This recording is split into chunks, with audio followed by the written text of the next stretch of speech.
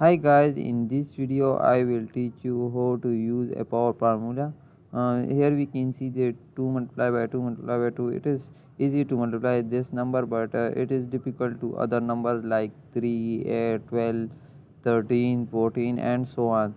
So I have used a formula like equal and write power bracket, and here we can see that there are two, so write 2 comma how many numbers, 1 2 3 3 2, so write 3 and bracket close and enter.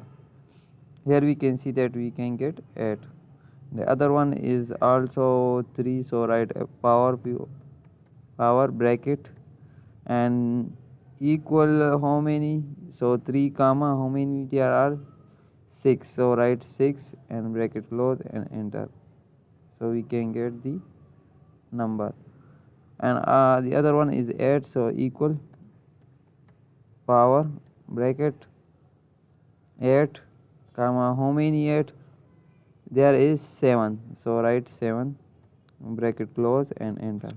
So we can get the number. So this is the power using power formula. Thank you for watching this video. Please subscribe my channel.